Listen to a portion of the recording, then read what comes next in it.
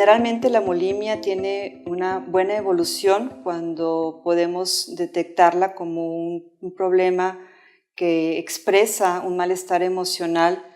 y que implica la necesidad de hacer cambios en la estructura familiar y en buscar nuevas vías de expresión de ese malestar. La oportunidad de manejarlo de forma integral a través del equipo de